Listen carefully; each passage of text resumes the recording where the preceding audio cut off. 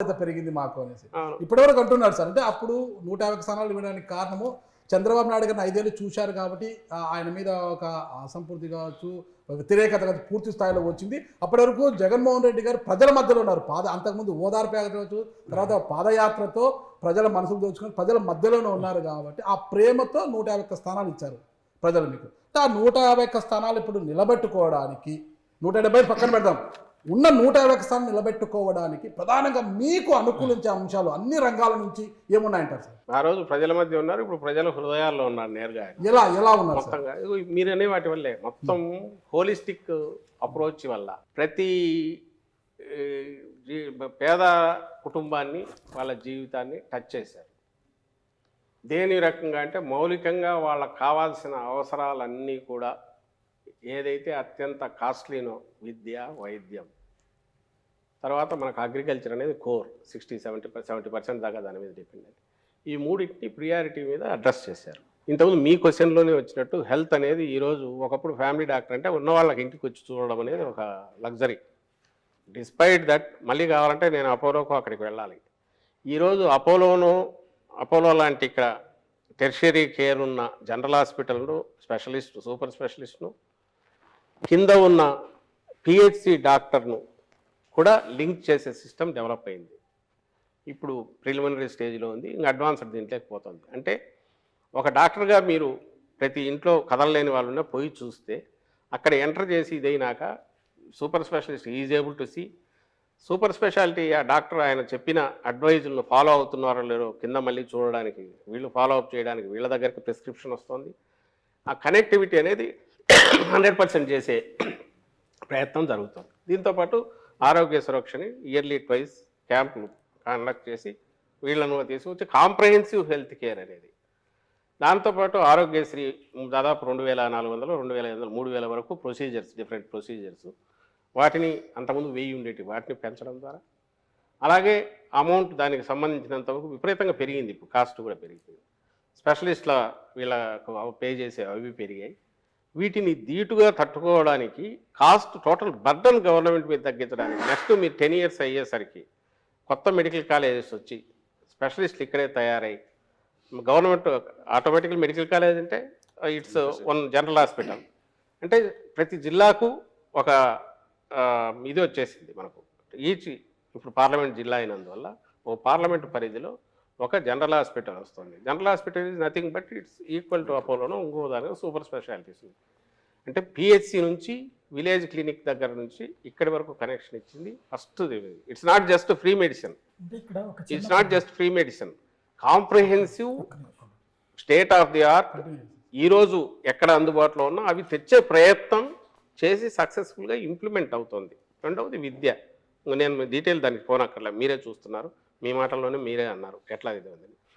దీంతోపాటు ఇది చదివిన తర్వాత పైకి వెళ్ళాలంటే ఎట్లా, బయట స్టేట్కి వెళ్ళాలంటే ఎట్లా, దానికి అవసరమైన దానికోసం సిబిఎస్ఈని ఈరోజు ఐబీతో ఒప్పందమని, ఇవన్నీ ఏవి చేయాల్సిన అవసరం లేదు. జగన్మోహన్ రెడ్డి గారు can get more free time, more he can concentrate, పబ్లిక్లో తిరుగుతూ ఉండొచ్చు, ఇంకోటి చేయొచ్చు. బట్ ఎండ్ వచ్చి ఇది చేసిన తర్వాత ఓ 10 ఏళ్ల తర్వాత ఈ పిల్లాడు చదువుకొని గ్రాడ్యుయేట్ అయిన తర్వాత ఎక్కడికి పోగలడు, ఏం చేయగలడు, మనమే ఫేస్ చేస్తున్నాం. ఈరోజు నేషనల్ దీనికి పోతే మనం కంప్లీట్ చేయాలంటే మదర్ టంగ్ దీనిలో మనం తెలుగులోనే మాట్లాడాలి, ఇబ్బంది పడుతున్నాం.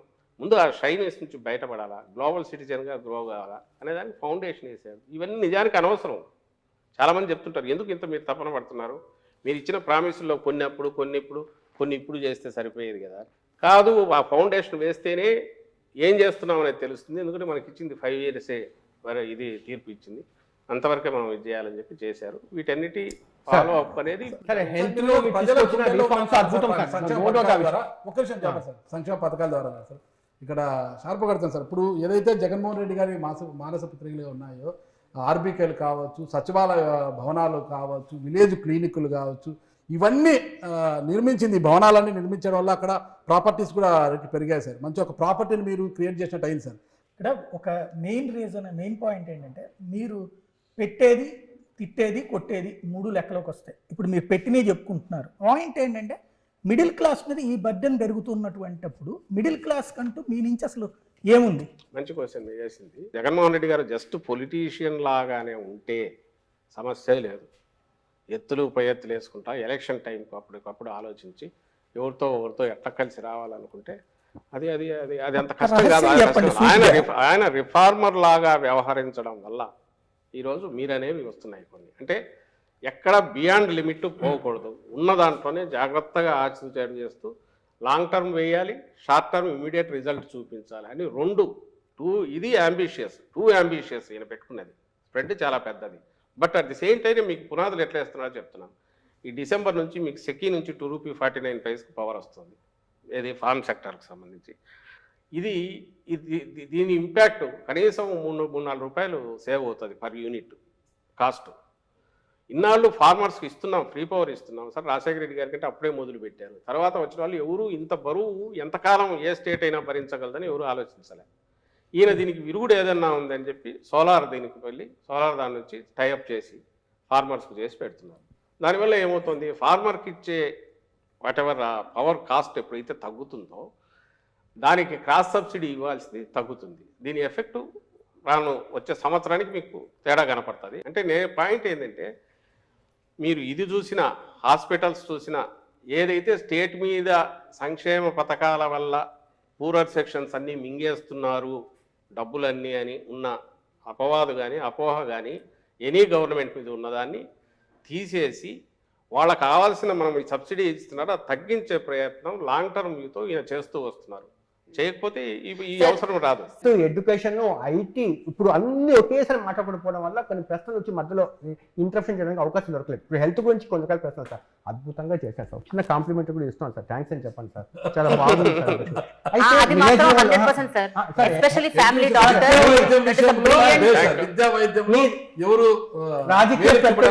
మీ రాజకీయ ప్రత్యర్థి ఏముంటుంది సొసైటీకి సార్. ఇంకా సార్ నా ప్రశ్న పూర్తి కదా సార్. మీ రాజకీయ ప్రత్యర్థి చంద్రబాబు నాయుడు పక్కన కూర్చోబెట్టినా కూడా హెల్త్ విషయంలో ఏం చేయలేదంటే వాళ్ళకి ఖచ్చితంగా ఒప్పుకొని తీరాల్సిందే, పేదవాళ్ళకి ఏం చేయలేదంటే ఖచ్చితంగా ఒప్పుకొని తీరాల్సిందే. అదేవిధంగా వెల్ఫేర్ స్కీమ్స్ లో ఏం చేశారు జగన్మోహన్ రెడ్డి అని చెప్తే వాళ్ళు ఖచ్చితంగా ఒప్పుకొని తీరాల్సిందే. కానీ ఇక్కడ వచ్చి ప్రశ్న అంటే హెల్త్కి సంబంధించింది. ఇప్పుడు మీరు విలేజ్ లెవెల్ క్లినిక్స్ పెడుతున్నారు, చాలా బ్యూటిఫుల్. ఇప్పుడు అక్కడ ఆమ్ ఆద్మీ పార్టీ వచ్చి మొహల్లా క్లినిక్స్ పెట్టారు, భారతదేశానికి అయితే ఆదర్శంగా నిలిచింది అక్కడ ఢిల్లీలో. అదేవిధంగా మీరు విలేజ్ క్లినిక్స్ పెడుతున్నారు, చాలా బాగుంది. ఈ ప్రశ్న ఖచ్చితంగా జవాబు చెప్పాలి. కేంద్రం మీ మీద డైరెక్ట్గా ఇక్కడ వార్ చేస్తూ ఉంది. అంటే పీయూష్ గోయల్ లాంటి వాళ్ళు రైల్వే మినిస్టర్స్ కూడా చెప్తున్నారు, మేము ఆంధ్రప్రదేశ్లో పెట్టుబడి పెట్టడానికి మేము ఆంధ్రప్రదేశ్లో ప్రాజెక్ట్స్ ఇవ్వడానికి మేము రెడీగా ఉన్నాము. కేవలం ల్యాండ్ అలాకేషన్స్ జరగకపోవడం వల్ల చాలా ప్రాజెక్ట్స్ టేక్ ఆఫ్ చేయకుండా ఆగిపోయిందని చెప్పి ఇన్ రైటింగ్ లెటర్ లో అదే ఉంది. నా ప్రశ్న ఏంటంటే సార్, విశాఖపట్నం రైల్వే జోన్ అనేది దీనివల్ల ఏమి ఒదుగుతుందో నాకు తెలియదు. కానీ ఆంధ్రప్రదేశ్లో 2014లో ఇదే సార్ సెంటిమెంట్ మారింది. ఒకటి రైల్వే జోన్, ఒకటి రెండోది స్పెషల్ స్టాటస్ ఒకటి. దానివల్ల ఏం జరుగుతుంది పక్కన పెట్టాం. కానీ జనాలకు ఏంటంటే రైల్వే జోన్ రాలేదు, స్పెషల్ స్టాటస్ రాలేదని చెప్పి ఆ రైల్వే జోన్ సంబంధించి ఇస్తానికి ముందుకు వచ్చినా కూడా 50 ఎకరాలు మాకు ల్యాండ్ ఇవ్వడానికి ఆంధ్రప్రదేశ్ వాళ్ళు చాలా మీనమేషాలు లెక్కేశారు అనేది తప్పు కదా. తప్పు అనేది మేము ఆ తర్వాత మీకు డినైల్ ఇచ్చాము, ల్యాండ్ అలొకేట్ చేసి అయింది. వాళ్ళు ఇచ్చింది టీడీపీ గవర్నమెంట్లో ఇచ్చింది, లిటిగేషన్ ఏదంటే మార్చి వేరే ఇచ్చారు, జనవరిలోనే హ్యాండ్ ఓవర్ చేశారు, అదే అయిపోయింది. ఫస్ట్ దానికంటే అలొకేషన్ ఓన్లీ డాక్యుమెంట్ నే ఉంది సార్. అవును, అలొకేషన్ చేసి వాళ్ళకి హ్యాండ్ ఓవర్ చేశారు. హ్యాండ్ ఓవర్ చేసింది పంపించడానికి వాళ్ళు ఈ లెటర్ ఒకటి ఆయన చేసేదే ఫస్ట్ బండ వేస్తే అక్కడ ఎట్లా చేశారనే వాళ్ళు అక్కడ పైనుంచి అది వాళ్ళని అడగండి. మీరు బీజేపీ స్టేట్ లీడర్స్ ఉంటారు కదా, అడగండి. వాళ్ళు ఏజెంట్లు ఉన్నారు కదా, చంద్రబాబు ఏజెంట్లు, వాళ్ళు తయారు చేసి ఇచ్చేవాళ్ళు, వాళ్ళు చెప్తారు.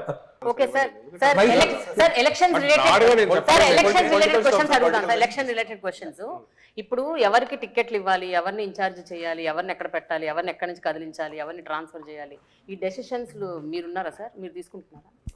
చాలా మంది ఉన్నారు.